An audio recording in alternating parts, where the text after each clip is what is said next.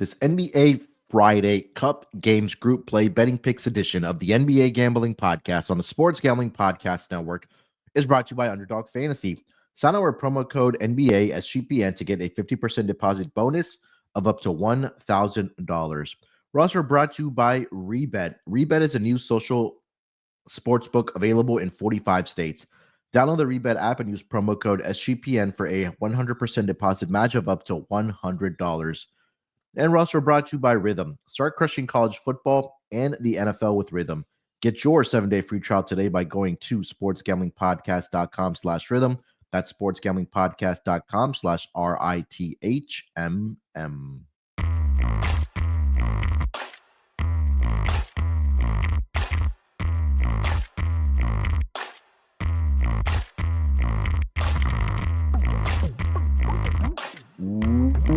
Welcome, everyone, to the NBA Gambling Podcast, part of the Sports Gambling Podcast Network. NBA Cup Group Play continues here on this Friday card here. Get into all the games here, of course, on the NBA schedule. But joining me here to help me break everything down for this Friday card, you guys know him as the voice of the MLB Gambling Podcast, of course, here on the NBA Gambling Podcast, and joins me every Sunday morning for the NFL pregame show for our props. I got my guy here with me. It's Lonte Smith. Lonte, what's going on, brother? How you doing? Man, I wish those NFL props was like translate to what we're doing here. But yeah, man, I know we were talking off air before we got on about how it's been so far, but you know, that's behind us. Hopefully we can get back to the winner's circle this Friday. Couple of good games, some decent spots. So yeah, looking forward to it. Yeah, it's been a bad day yesterday. I was venting to you offline about if yesterday was just an example of how my season has been going, at least on the pod here. I think it takes a cake because the one game that I picked to go over yesterday, I had the Wolves and the Raptors over. That was the only game that ended up going under the total yesterday on the Thursday card. And then I give out Jalen Duren rebounds ladder, and the game goes into overtime. He only plays 24 minutes, finishes the game with 9 rebounds. But we'll put all that in the past there. Hopefully we can turn it around here. At least your Rockets look good. Rockets do look good. You know, I'm cautiously optimistic. They've been really good at home. It feels like Udoka's finally figured out, you know, the rotations, and guys just honestly just playing with heart, man. It's those are rare things in this time of the NBA, but you know, with guys like Tari Eason, Amen Thompson, even I mean, I got to give credit to Dylan Brooks, at least defensively, the intensity that he's brought for this Rockets team. But yeah, they look really good. We'll talk about them, of course, here. They play the Blazers here tonight in the schedule on the Friday card. But yeah, a lot of games to get through here, Lonte. Let's get into it here, man. But before we do get into it here, let me just remind everybody, if you haven't already downloaded the SGPN app, you're missing out, man. The SGPN app gives you access to all of our podcasts on the network and the picks pages all in one convenient app.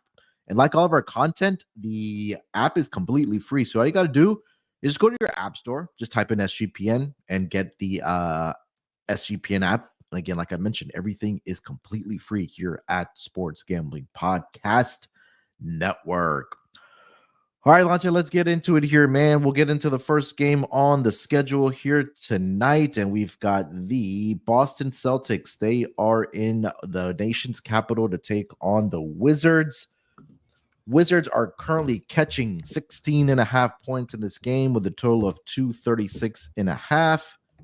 Injury report for both of these teams. Let me start here with the Boston Celtics.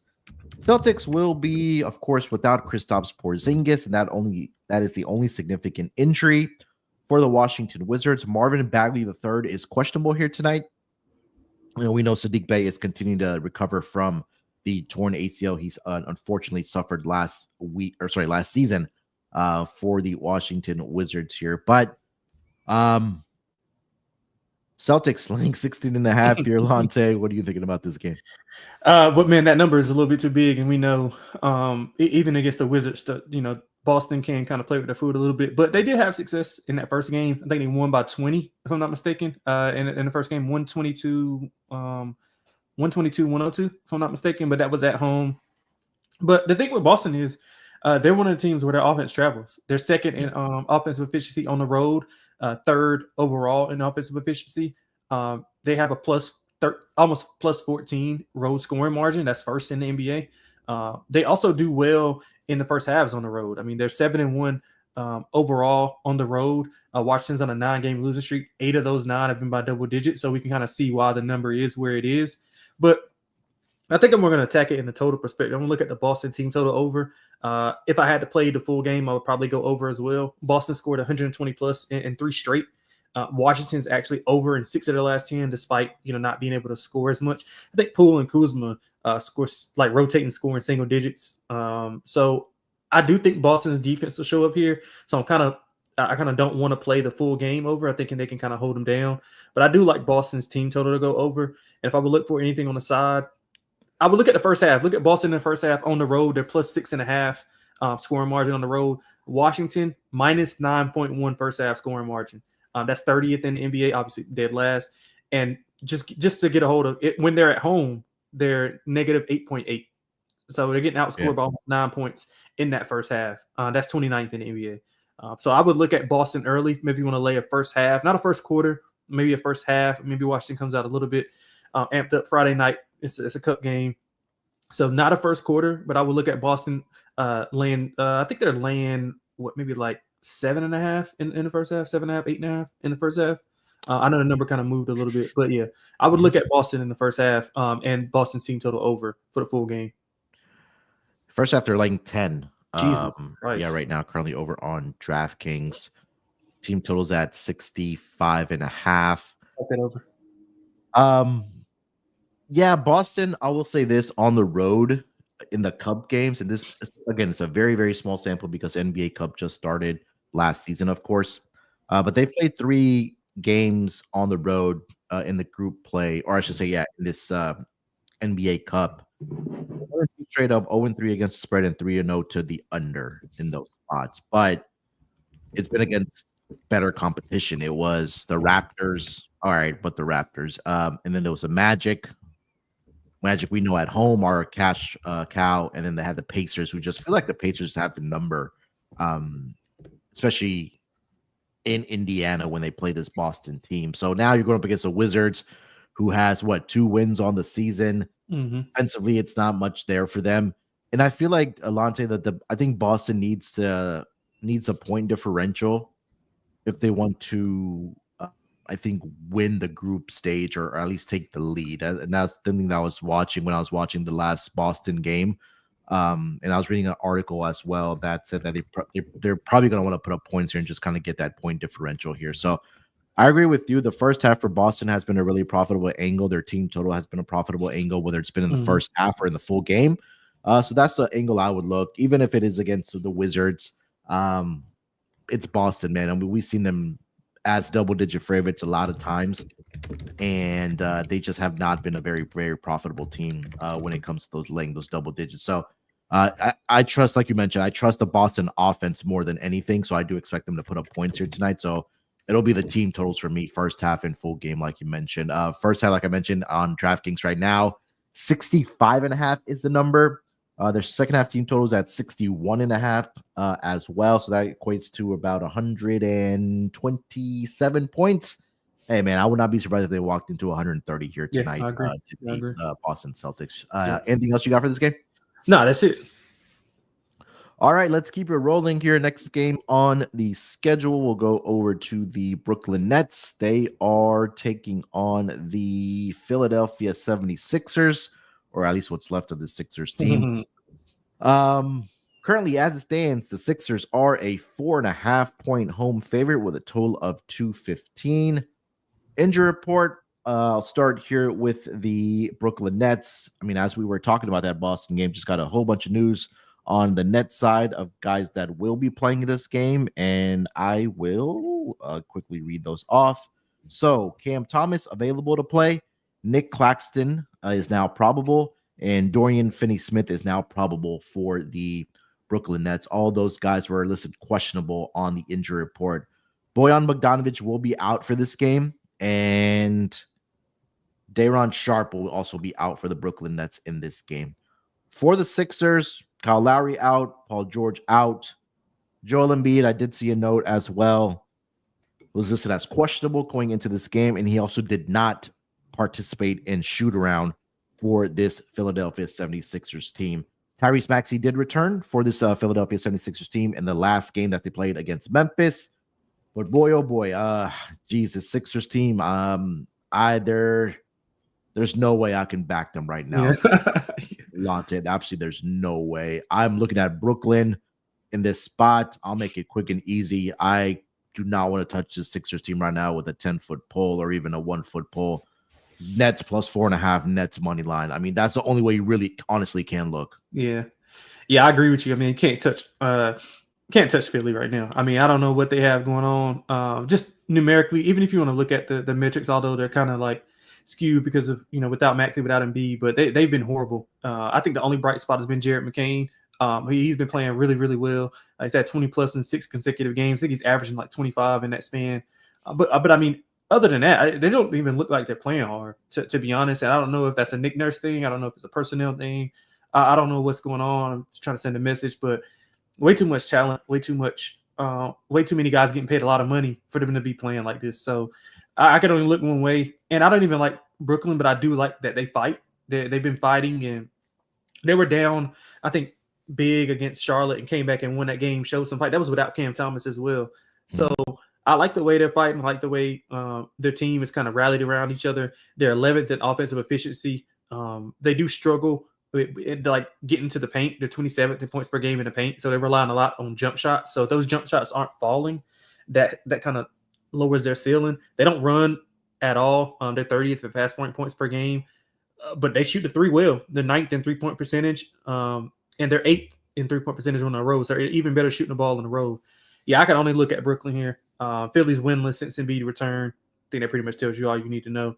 Yeah. Until I see some effort or something go on, I don't care how many player-only meetings they have. Just can't do anything with Philly right now. So it'd be Brooklyn to pass for me.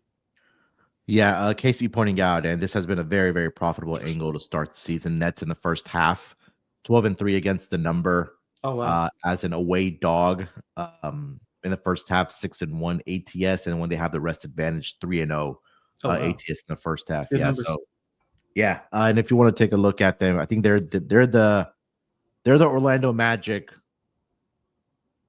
of last season, because Orlando last season in the first half was absolute cash cow to start the season. I think the Nets are that team this year. So yeah, I'll be on the Nets in every which way here in this game. Team totals as well. For the Nets in the first half, 8-5 towards the 8-5-2 towards the over, 4-2-1 towards the over as away dogs, and yeah. So I mean, I think everything is just really pointed towards the Nets way in this game. I'm not going to waste any more time on this game. Right. You got anything else for this matchup? No, but other than McCain, Yabusele's been playing okay as well. The guy that was on the Olympic team, France's Olympic team, he's been playing really well off the bench. So him and McCain's been only bright spots. But yeah, outside of that, not much. Paul George is out for 2 games. The way they like were describing it, I thought he was going to be out for like 2 months, but only 2 games. I think that's a win. I mean, obviously it's a win. Yeah, I mean, I'm not surprised, but yeah. But I mean, I'm just going. I don't root for injuries. I think I wish Paul George the best, but the way they were describing it, I thought he was going to be out for like 2 months. Yeah. And again, they said, he'll be out at least through this weekend, and they're going to reevaluate him on Monday. So maybe come Monday morning, they'll be like, oh, he's going to be out for the next 4 to 6 weeks. That might be something that happened. Maxey came back in the last game. Just want to mention this quickly. He played only 20 minutes, was 3 of 13 from the floor. 6 from 3-point land, 8 points, 3 rebounds, 2 assists. And I think that some of that is a little bit expected for Maxey, just because he was with a hamstring injury. Out for multiple weeks, so it just takes a little bit for these guys to kind of get their legs back under them, especially when you're coming off that hamstring injury. But you mentioned Jared McCain continues to be that bright spot for this Philadelphia 76ers team. So if you want to look at a player prop on McCain back at home Friday night, maybe Maxey shows up as well. But as of right now, this backcourt is really gonna have to carry this this Philadelphia 76ers team right now without Paul George. at least through the weekend, and just seems more and more likely that Joel Embiid will not play in this game. Embiid did have 35 points in that game against the Grizzlies, 10 of 21 from the floor, but keep an eye out for him if he does go in this game here or not. All right, Lonte, before we continue the conversation here for the Friday card, let me tell everyone about MyBookie.ag. Hey, look, SGPN, believe it or not, they actually started out with MyBookie.ag, and now we're back. Check out the new and improved website. It's great on mobile, plus props for every game in the live dealer casino. Even new early cash out options is available on MyBookie.ag. So all you got to do is head over there to MyBookie.ag.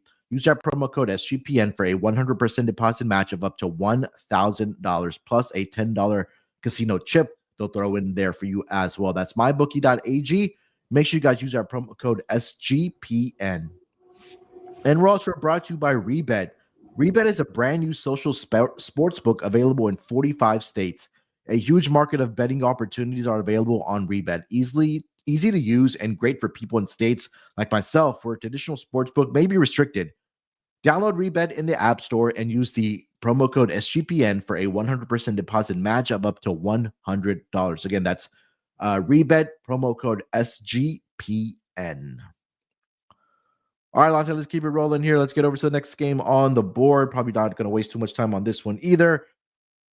The Golden State Warriors, they are in New Orleans to take on the Pelicans.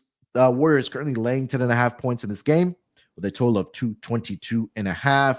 Injury report for the Golden State Warriors, pretty clean. DeAnthony Milton, very, very unfortunately, is going to go to ACL injury. That's just he was playing real well, especially before he got injured, man. It's just unfortunate.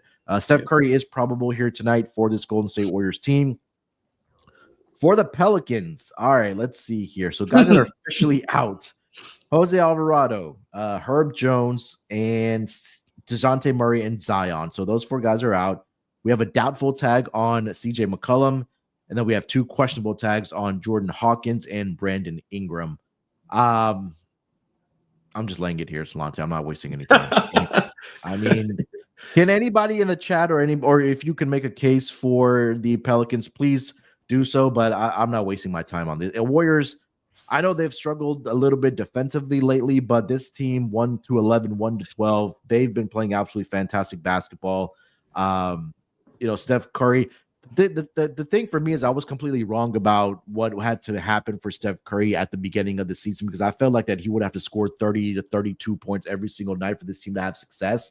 But guys like Andrew Wiggins, Kuminga, Podziemski, Moody, I mean, the list just goes on and on for this Warriors team where they've been able to contribute and really play good team basketball. And the way Steve Kerr has his offense flowing and the defense at times has been playing well. Again, they're just been one of the more surprises to me because I was just a little bit down on this team, but again, they're rolling. Give me the Warriors here. I'm not wasting time. Yeah, I like the Warriors. I'm sorry, I didn't even mention Buddy Hield. Go ahead. Yeah, I like the Warriors as well. I mean, just it's a cup game. They're the only 2-0 team in their in their bracket, so they want to just increase that point margin. Yeah. They are.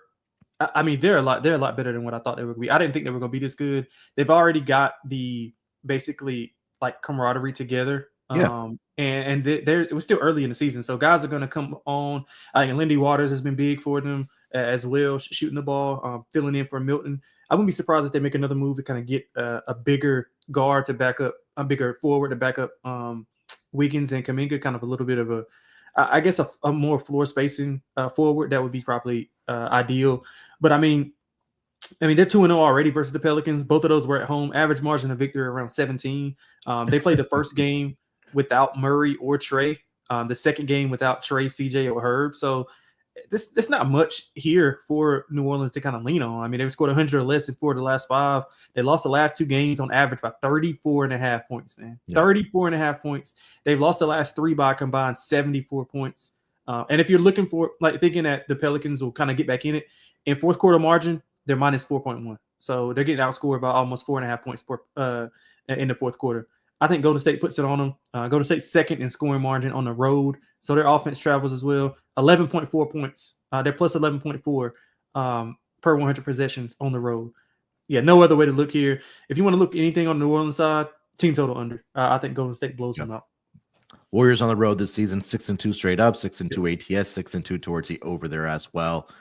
They did lose their last game against the Clippers, but that was a very competitive game. And Clippers have also been one of the other teams this season that have surprised me. I thought they would just be down in the dumpsters. Would be the Clippers team, but other than that, the Warriors have been really, really good, and they played some quality opponents on the road as well.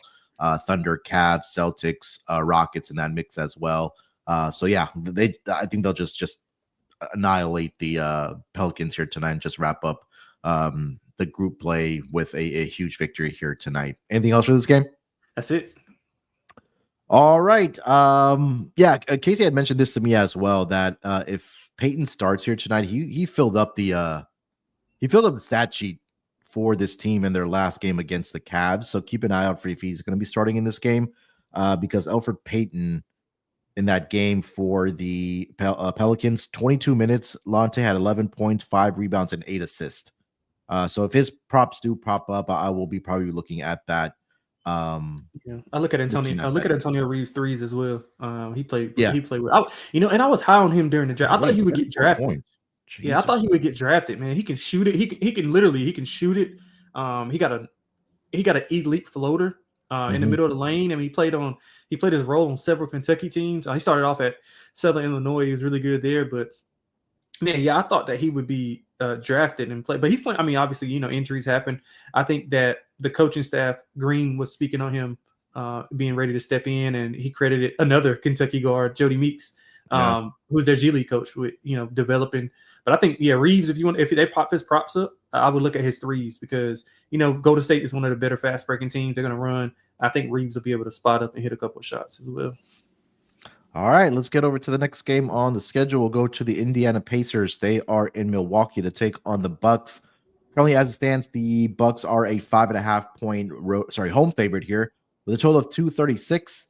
Injury report. I'll start here with the Pacers. Let's see, where are the Pacers? Pacers. Gotta go. Oh, here we go. So they will be without Isaiah Jackson, Andrew Nembhard, and Aaron Nesmith. And then I have questionable tags on Ben Shepherd, Jarvis Walker, and that is it.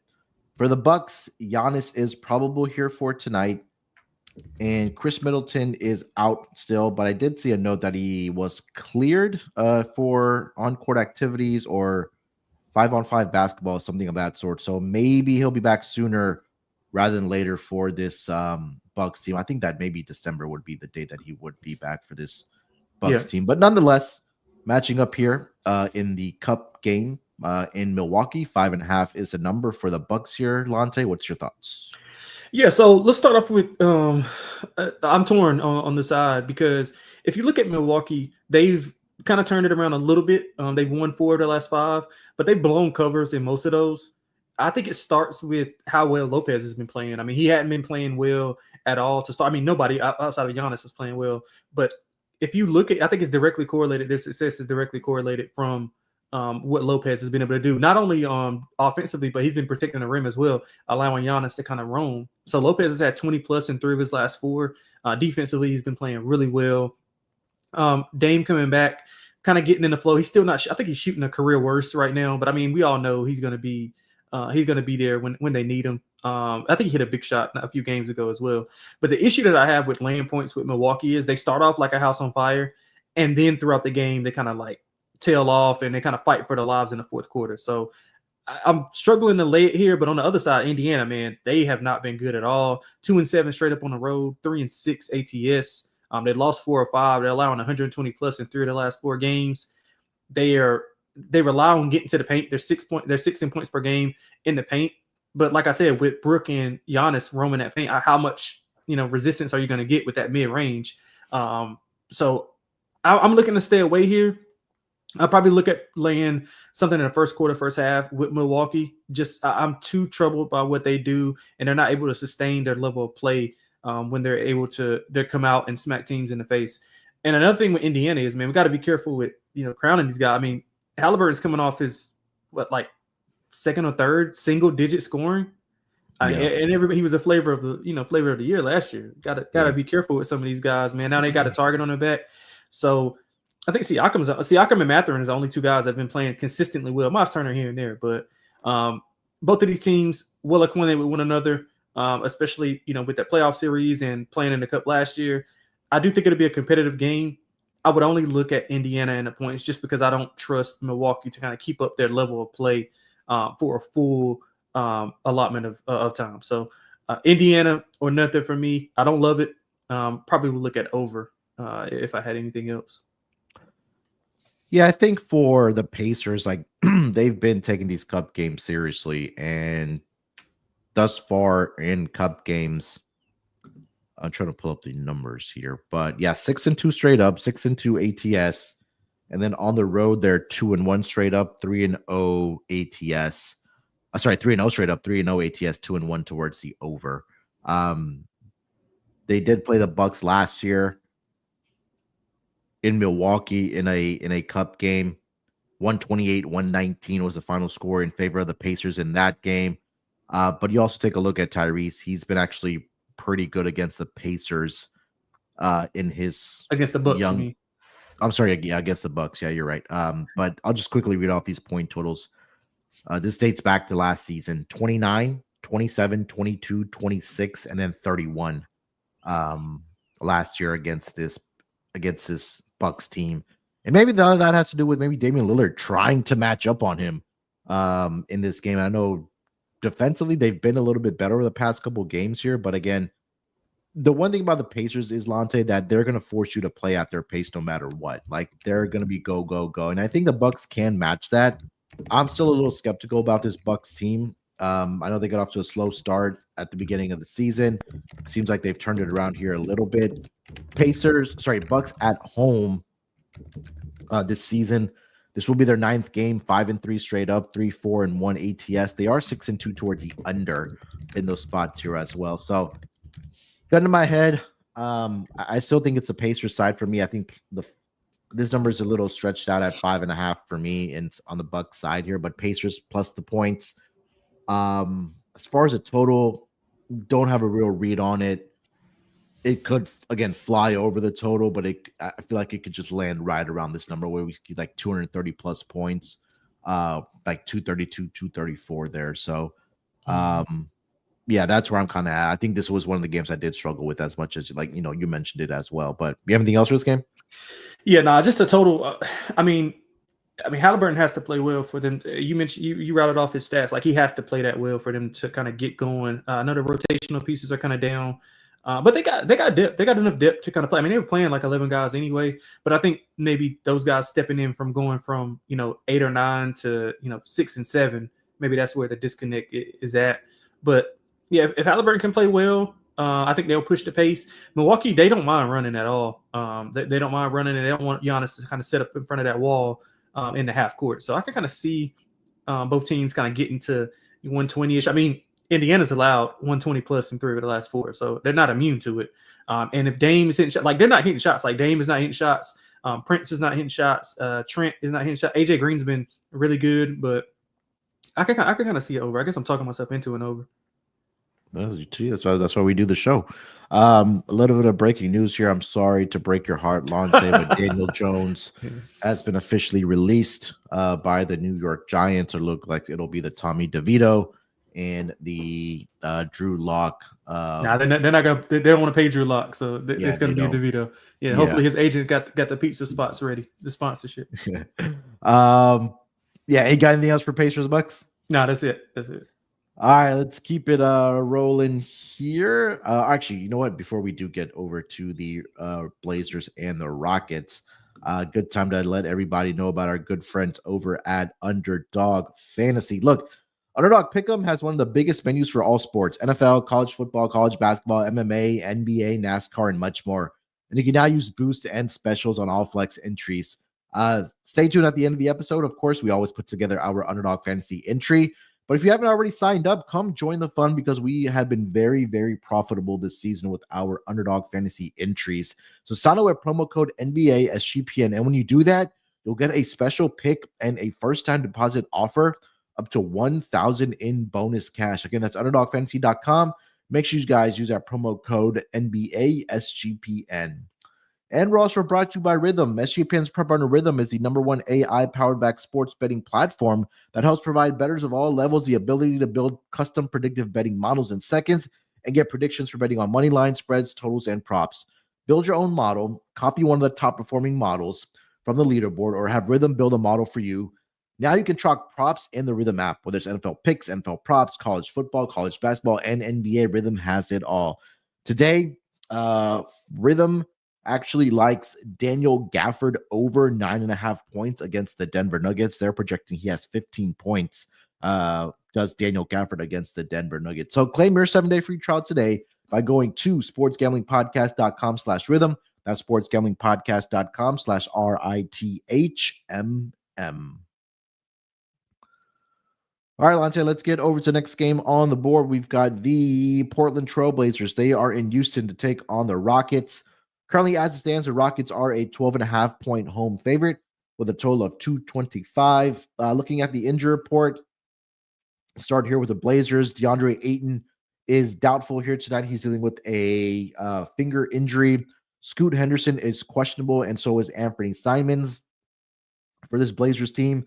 For the Rockets, very clean injury report. Only person of significance is Cam Whitmore. He is on G League assignment for this Rockets team right now. But, I mean, we talked about it. I think we talked about offline, talked about at the top of the episode. Rockets have looked really good thus far this season, especially at home. Currently, they are number 3 in the Western Conference with a record of 11-5, 7-2 straight up at home this season. But do you think they can lay this or cover this big number, I should say, against the Portland Trailblazers? I absolutely do. Absolutely do. I mean, who are the Blazers going to play? Like they don't have an identity. I mean, I do like the way that Shaedon Sharpe has been playing. I was a big fan of Shaedon Sharpe. I mean, even though he didn't play a second at Kentucky, I mean, he scored 30 plus in 2 of his last 3 games. I think he scored 20 plus in all 3 of those games. He just scored 30 in 2 others. Love the way Klingen's been playing. Houston, though, I mean, they bury teams. If you can't, like, if you don't have the ability to sustain offense and be able to score on a consistent basis and have multiple ways to score, I don't think you can beat Houston. Just they're so disciplined defensively. They got so many guys that they can throw at you. So they're going to throw guys at Scoot. You said Simons was out, right? He is listed as questionable. Yeah, so I don't think he plays. Yeah, but they got so many guys to throw at the Portland Trailblazers. I mean, they've allowed under 105 points per game in the last 10 games. So, like, I just don't think that I don't think Portland has enough offense to do anything per se. Both teams are bottom 5 in 3-point percentage. So I think we see a lot of like slow paced half court type of games. I don't trust Portland to score. Houston's 5th also in first half margin at home. So if you want to lay, a smaller number in the first half, I don't hate that as well. But I think I'm looking at under, and I'm looking at Houston here. If anything, I would go with possibly a Portland team total under as well. That's how much I like this Houston defense. And I mean, I'm pretty sure you can attest to what they do. As far as laying a big number, the only thing that bothers me is Portland in the fourth quarter, they're first in scoring margin, almost +5 almost. So that kind of scares me if Houston kind of gets up early. I mean, I know it's a cup game, they want to kind of lay it on, but Portland's, they've at least been feisty in these first quarters according to these numbers. So but give me Houston first half, and also give me the full game under. I'll be on Portland team total under as well. Yeah, defensively, this Rockets team number 2 in the entire league as far as defensive rating goes. So they're only trailing the Oklahoma City Thunder. And that's something that since Ime Udoka got hired as a Rockets head coach that he preached, right? It was starting with defense. And, when it was under Steven Silas, his team was continuously just giving up 120, 125 plus points. And as much as the Rockets have gotten shit on for the Dylan Brooks signing, he's brought that defensive intensity. I think that's something that you have to give Dylan Brooks and this Rockets team credit for, because again, you have guys that are hustling. Those plays or those stats that don't show up in the box score. These Rockets players are making those hustle plays. Whether it's Tari Eason, who's been absolutely phenomenal for this Rockets team. Reed Shepard, the rookie's been great as well. Amen Thompson, Fred VanVleet. I mean, the list goes on and on. I haven't mentioned Şengün, who's been great. Jalen Green has still been inconsistent for this Rockets team. I'm not sure if he'll be part of the future going forward.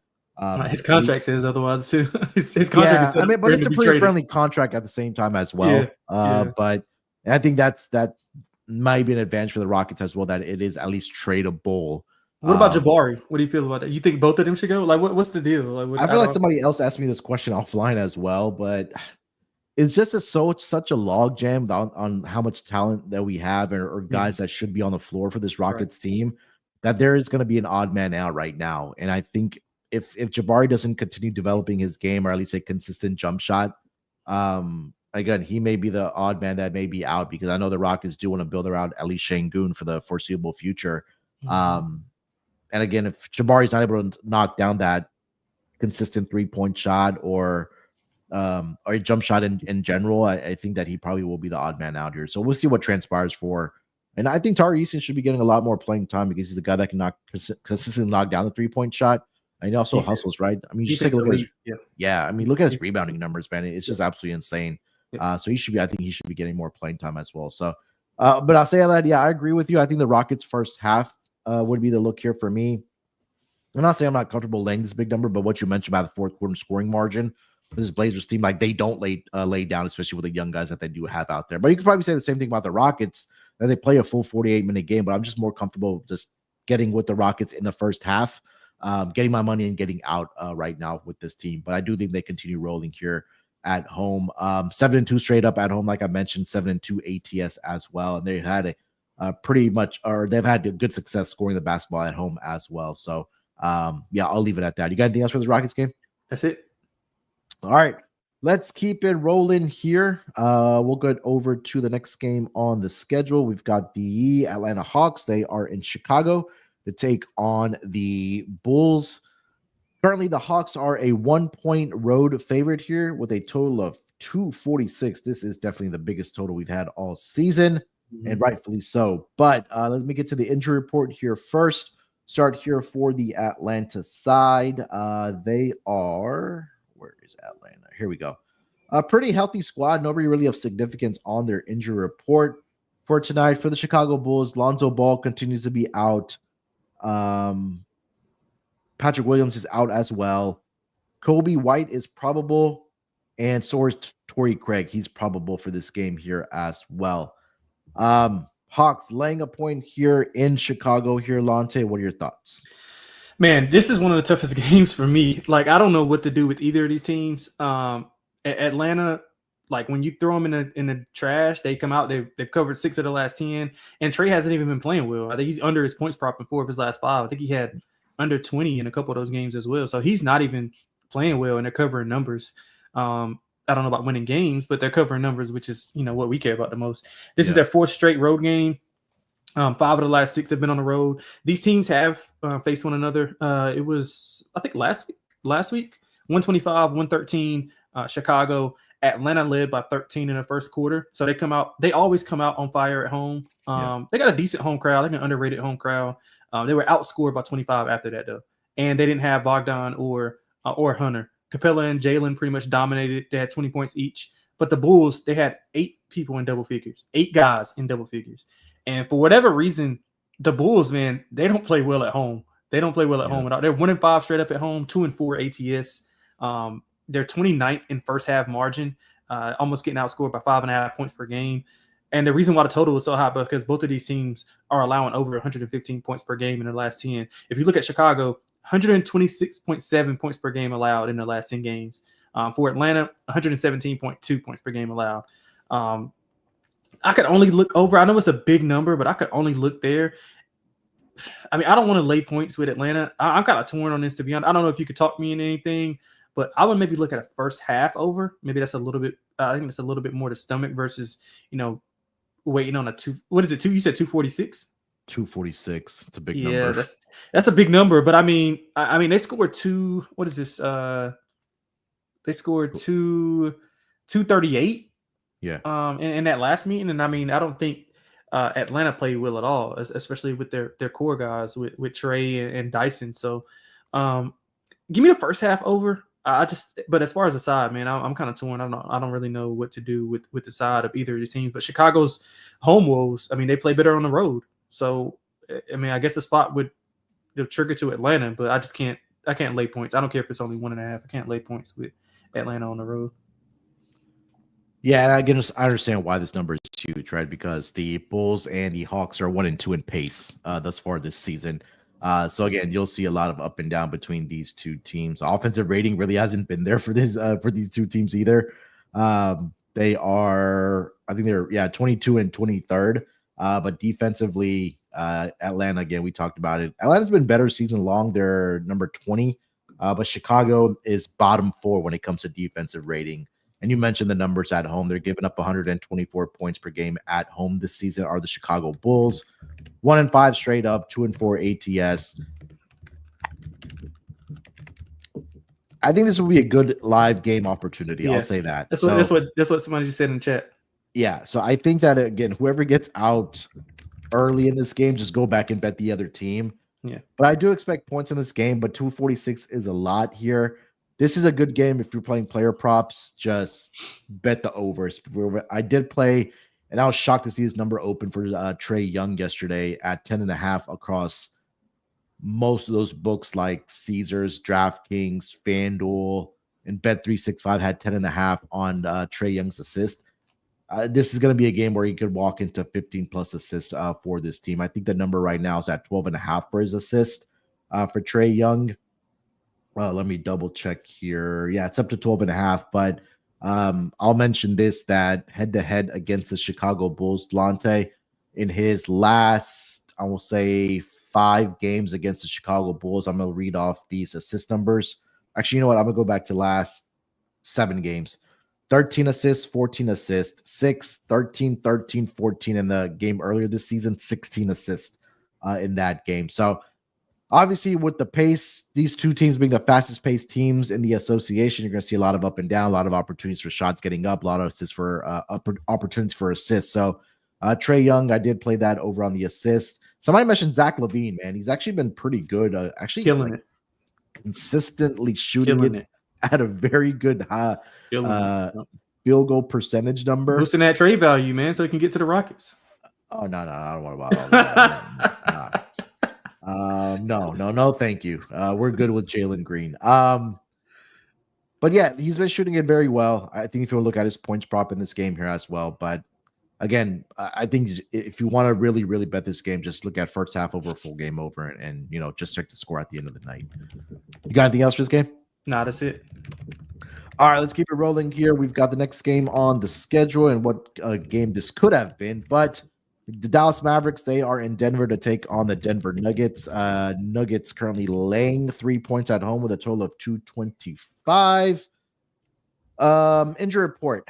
The 2 superstars for this team are out, Luka and Nikola Jokic. Now let me double check Nikola because I did see. Yeah, he's been going from out to questionable to doubtful. Yeah. Like I don't know what.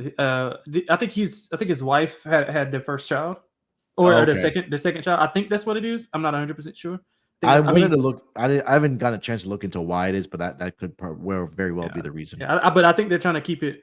See, I don't know. I mean, you know how people are. I just been reading about it. Yeah. So Aaron Gordon also continues to be out for the Denver Nuggets. So again, keeping out if Nikola does play here tonight.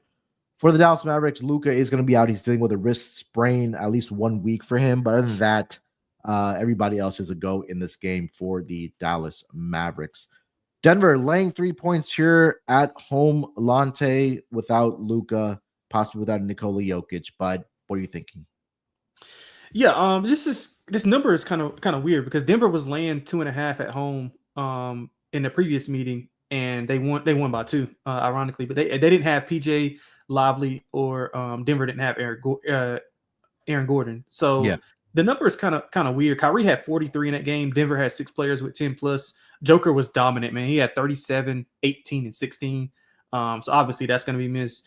The Luka thing, I mean, obviously it matters because it's Luka, but I think for a smaller sample size, I don't think it matters as much. But I think Kyrie can step in and be that. You got Clay to get more involved. They got more pieces with Najee Marshall and a lot of those guys stepping up. So I'm gonna go with Dallas here. I know that that Denver started off rocky, but they've been really good as of late. They have they've really been playing like a faster pace, and that's going back to even with Joker on the floor. They've been playing at a higher pace. They've won 3 of the last 5. They're 7th in offensive efficiency. 8 of the last 10 have been going over, so that speaks on the pace that they've been playing. They shoot the ball really well at home, 5th in three-point percentage at home. They get to the line a lot. Obviously, a lot of this is based on Joker. They don't do a lot of covering, though. They're just 3 and 4 ATS at home. But Dallas, not so good on the road. They're 2 and 4 ATS.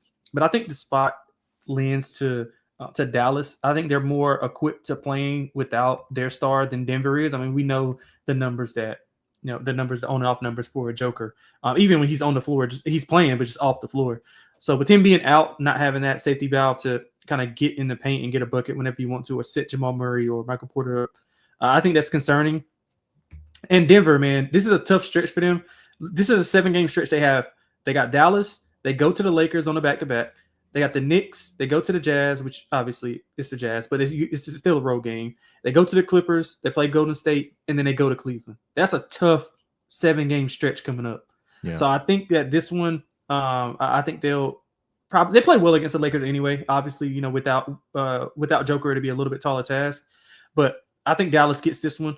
So give me Dallas plus the 2.5 or plus the 2, whatever it is. Is it plus 2? Yeah, I'll take it. Only concern I do have is that the Dallas Mavericks, without Luka, over the last 7 road games, are 1-6 straight up, and that one victory did come this season against the Oklahoma City Thunder. And I feel like this Denver team has possibly figured it out without Nikola Jokic recently. Look, they've been able to win some games there. They're 5-2 straight up at home this season, 3 and 4 ATS, 5-2 towards the over. I do agree that I think with both of these teams, especially Dallas without Luka, I think they'll just play at a faster pace with Kyrie, handling the point guard duties for this Denver Nuggets team. It's just the fact that, can Michael Porter Jr. stay consistent? I think that's really what's the X factor for this Dallas Mavericks team. For this Denver Nuggets team without Nikola Jokic being there. So we'll see if he does. I would expect him to. I mean, I don't know what the exact situation is with Jokic, because they've listed him questionable for the past two games. I know for sure, and then been downgraded to out. So I'll go with the home team here, Denver, on the money line. I think they'll be able to figure it out here and play well enough against this Dallas Mavericks team. I think Dallas is very reliant right now on the 3-point shot. With, again, PJ Washington has been really good. I don't know what it was, PJ Washington against the Thunder. I don't know if they said something to him or passed him up in the draft, or I don't know what it is, but him and Shea played together in college. Yeah, he just tears it up against the Oklahoma City Thunder. But I'll keep my eye on that going into the future for whatever reason. But yeah, I'll go with the Denver Nuggets in this game. You have anything on the total, 225? Tough. I really don't know. I mean, we spoke on the pace, and I'm wondering, Dallas has been playing with a little bit more pace as well. In their 3-game winning streak, they won their last game by 40. And they beat, like you said, with OKC. So they got some confidence going on with them. And I can see this game kind of being low key a shootout. So I would go over if anything. I can't play an under. If Denver is hitting shots and Dallas has to match those shots, I believe both of these teams can get up some threes and a lot of points. So yeah, I would go over if anything. I can't play an under. Cannot play an under. Not with the pace that they've been playing. Yeah, I think that they have increased the pace, has the Denver Nuggets, and what you mentioned at the top of the handicap here. I'm just trying to find the exact pace numbers, at least for Denver. Let's see here. Pace, Denver. Yeah, they're number 6 season long. Mm-hmm. Last 5 games, they are they dropped down to 10, but they're still top 10 in pace. So yeah, I do expect to see up and down in this game with honestly both of these teams in this matchup here tonight. Anything else for this game? That's it. All right. I believe the last game on the schedule, that is going to be the Sacramento Kings. They are in LA at the Intuit Dome to take on the LA Clippers. Currently as it stands, the Kings are a 3-point road favorite here with a total of 221 in this game. Injury report here for the Sacramento Kings. A lot of good news because most of their guys or their key guys are back. Sabonis is back tonight. DeMar DeRozan is back here tonight as well. Malik Monk does continue to be out. He's dealing with that ankle injury for this Kings team. So, but at least you do get Sabonis and DeRozan back in this matchup. For the Clippers, the usual suspects, Kawhi Leonard, of course, and Norman Powell is going to be out for this game here as well. Kings laying 3 points on the road here against the Clippers here. Lonte, what are you thinking about this matchup? Yeah, so I love the way that the Clippers have been playing. They've been winning with defense, and I think that's the perfect recipe for what Tyronn Lue wants to do. They're currently on a 5-game winning streak. In the previous meeting, they won this game handily in the first meeting. That was in Sacramento.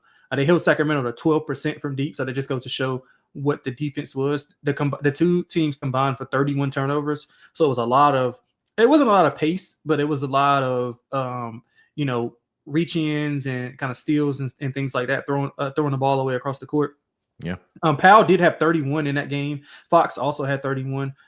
Both of those players, Powell obviously won't be playing tonight, but Fox gets DeRozan and Sabonis back, something that he hasn't had in the past few games. And he's been averaging around 28 points per game in his last 4 without them. 24.6 this year when everyone is healthy. So I do like Sacramento here. I know the Clippers have been a really good story. They've been playing really well. They allowed 107 points per game in the last 10.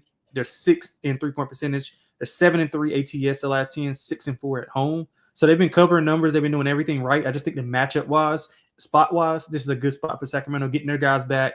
Might be a little rusty to start off, but I think they'll have time to kind of dust things off. Obviously, not much travel here. I would like to see Sacramento shoot and make a lot more threes. They're only 24th in 3-point percentage offense. On the road, man, they're shooting 30% from 3 on the road. Got to clean that up. They don't look to run, but they look to touch the paint a lot. De'Aaron Fox, I think he leads guards with points per game in the paint. It's around 14. So I think the Kings will be able to muster up enough offense to kind of score on that defense. So I really like Sacramento in this game. I think they win by a decent amount. So Kings on the road this season as an away favorite, 3-2 straight up, 3-2 ATS, 4-3 straight up, 4-3 ATS overall, averaging 229 points as an average total, but they are averaging 234 points in those road games. Is what you mentioned is that, we talked about 2 teams earlier that play with a lot of pace. I want to say the LA Clippers, they're kind of middle of the pack. They're number 12 when it comes to pace. Sacramento has been a team traditionally that we're so used to playing at a faster pace, but they're actually a bottom 7 when it comes to pace this season. And again, I'm looking at last 5 numbers, but again, that was without Sabonis and DeMar DeRozan out there. Without Norman Powell, I think that's what's been the difference, because Norman Powell has been really, really good for this Clippers team early on. And without that extra scoring power and option there for the Clippers next to James Harden, Harden actually, I think, has been actually pretty good this season as well. And he's had to be because they obviously don't have Kawhi Leonard and no Paul George as well. So, I'd look at the Kings side in this game. Totals at 221. I think that if the Kings cover, I think it's over. But I think if the Clippers went out, it's under. What do you think? Yeah, it's correlated. Yeah, correlated. Definitely correlated. But the thing is, here's my thing with the Clippers. They've been playing a few games. Well, this is going to be their second game playing without Powell, because I think he finished I'm trying to think. Did he? Let me see. I can look it up here real quick. Yeah, but so without Powell, basically you're going to be asking Harden to do a little more scoring. Harden's kind of been in the shadows. He hasn't been doing a ton of scoring. Been doing a lot more facilitating, which is a fine role for him to play. You don't want him to. I mean, you don't want him to wear himself out in the regular season and he don't have anything for the playoffs. If you have aspirations of going to the playoffs, but we know his track record in the playoffs. But I think DeRozan and Sabonis being back, fueled with what Fox has been doing lately. I mean, he scored 60 a few nights ago. And I think he's capable of doing that here. Clippers wings are a little bit. That's how you beat Sacramento to me, is you have really good wings, like of course, like Boston. Even Houston has decent wings that I'll be able to exploit some of the things that they have size wise in the Clippers. But I think Sabonis can match up decently with Zubac. Zubac has had like 11 plus rebounds in like 4 of his last 5 games. He's been a machine on the glass. So if they can keep him off the glass, kind of keep that pace to where they want it to be and not slow and methodical like the Clippers want it to be, then kind of control that, hit some threes. I think they're in a good spot here. So he did finish the game, I believe, against the Warriors on Sunday. Excuse me.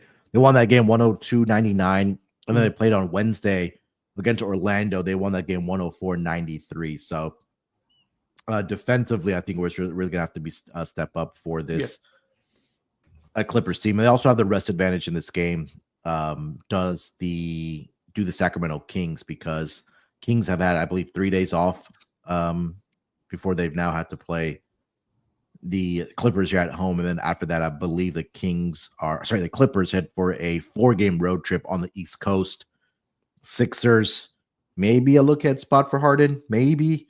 And they got Boston, Washington on the road, and then Minnesota to wrap it up before they come back home at the end of November going into December. All right. Anything else for this game? That's it. All right. So that is the last game on the Friday card here.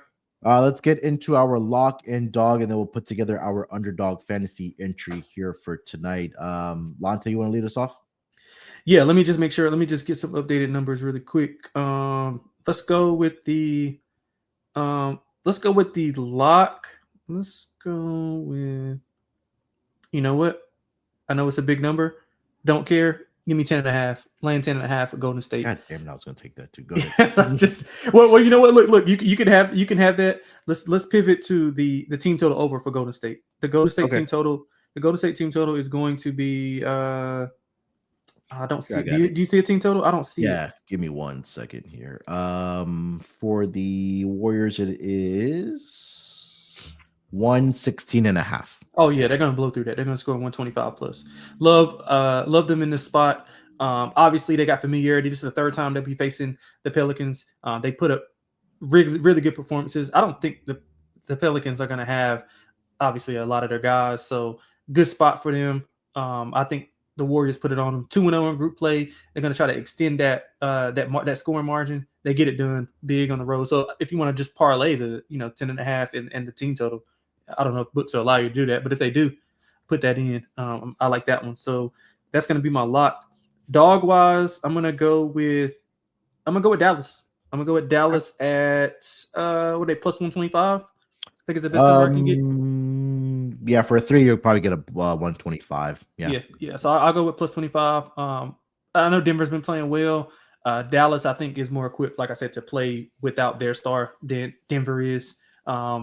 I just think Kyrie will be able to step up. Clay, I think somebody mentioned in the chat they think Clay will be able to get to his spots a little bit more with a little bit more spacing. Luka's not the best off-ball mover, if you want to call it that. So I think you'll see a lot more flow in the Dallas offense. And we saw it with Brunson, right? Like when Brunson was off the floor back in, whenever he was there in Dallas, they flowed a little bit better. It's not taking anything away from Luka, but just they flow a little bit better. Ball's moving a little bit more. So I think Dallas will be able to do that. I think they'll be able to shut down Michael Porter Jr.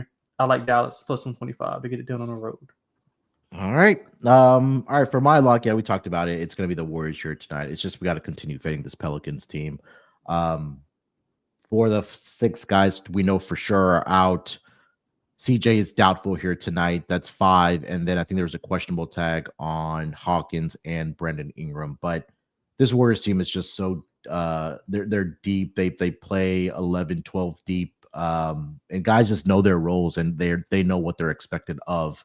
And they play complete basketball. I think that's something that's kind of really understated about this Warriors team. And like I mentioned, on the road, they've been really, really good. 6-2 straight up, 6-2 ATS are the Golden State Warriors. So I'll lay it here minus 10.5 against. As soon as I said that, I knew I should.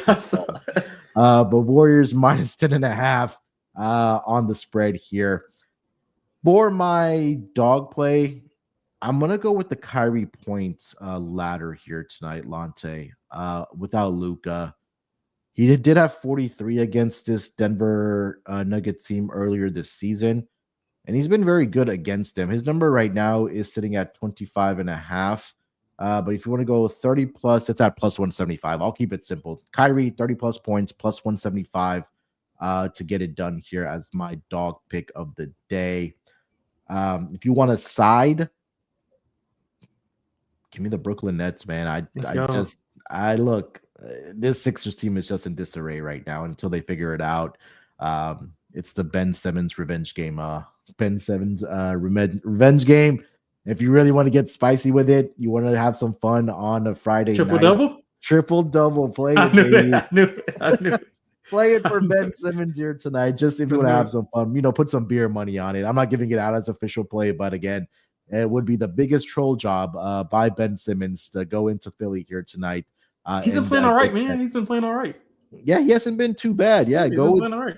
Casey mentioned the double-double. I think that will be nice. Plus odds if you want to go with the triple-double and have yourself a night. Again, don't go too crazy. We always promote responsible gambling here on this podcast here. So Ben Simmons double-double, triple-double, just to have some fun here tonight against his former team in Philadelphia.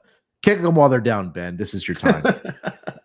All right, here, Lonte, let's get over to our Underdog Fantasy entry here for tonight. I want to say we went 2 out of the 3 yesterday, and I think the only one that didn't go higher for us was the Jalen Duren one, which was unfortunate. But new night.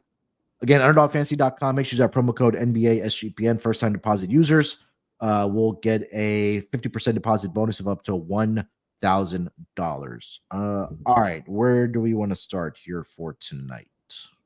Let's see. What do we have? Let's go with a guy off the bench who I think is going to have a big game, who's already had 20 plus in a game that we both like. Let's go Buddy Hield higher points. All right. Buddy Hield revenge game too, right? Oh yeah. Forgot about that. Yeah, me too. All right, so you want to go 12.5 or you want to go all threes for him? Let's go 12.5. I mean, I think it's correlated. If he's going to get one or the other, so yeah. Cool. All right, so we'll go higher, 12.5 for Buddy Hield here tonight. You want to go Trey assist? I like Trey's. What is it? 10? Is it 10.5? It's 11.5, but it's 0.92x. Yeah, where everybody else has it at. Yeah, I mean, a lot of possessions. He's gonna have the ball in his hands a ton. He could have 8 or 9. How many did he have against the Bulls? 16 the last game. Yeah. I like that. He averaging almost 12. Yeah, that's fine. All right. What else we got? What else you got? You like Kyrie, right? You like the Kyrie ladder. I know you like the regular points. I like Kyrie here tonight. I believe the number's at 25.5. It's 26.5 on his higher. Mm-hmm. Coming off that game there, he had 43 against the Denver Nuggets, but I also think that he'll be distributing the basketball as well.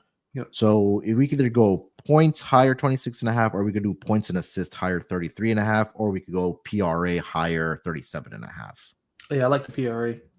Yeah, he's been actually rebounding the basketball. Yeah, he does. Well. He's a really underrated rebounder, especially for his size. Yeah, he's really, really good at that.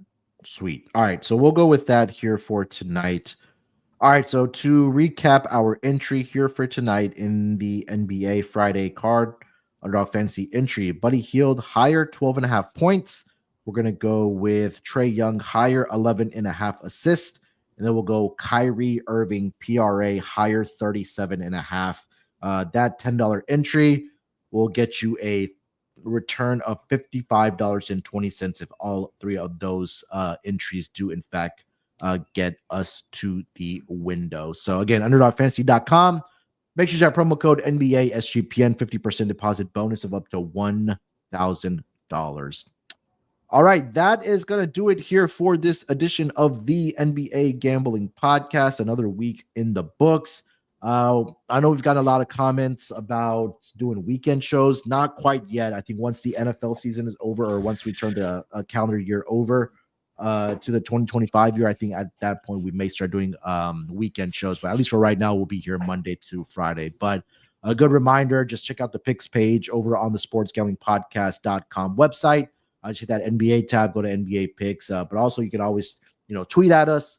If you're looking for some NBA action over the weekend, we'll happily, of course, respond to you guys if we do like anything in the association on the weekend. Because let's just face it, at this point of the year, everybody's just watching football on the weekends. But we still have true NBA junkies that do watch NBA throughout the weekend, like myself and Lonte. But Lonte, anything else you want to mention, my man, before we get out of here? No, that's it, man. Hit the like, subscribe, reviews for sure. We definitely need those. So just thankful for everybody that joined. But if y'all can do us that favor, it helps us out. Grow the show. So yeah, tell a friend to tell a friend, enemy tell an enemy, everybody. Yeah, 100%. If you guys could do us that favor, subscribe to the YouTube channel here for the NBA Gambling Podcast. And then also subscribe, whether it's on Spotify, Apple, leave us a rating and review. We would truly, truly, truly, truly appreciate if you guys can do that. All right, we'll be back on Monday for a new week of betting. Till then, enjoy the games on Friday. Enjoy the games on the weekends. Always remember to bet responsibly. But more importantly, always remember to let it ride. Basketball, gimme, gimme, gimme.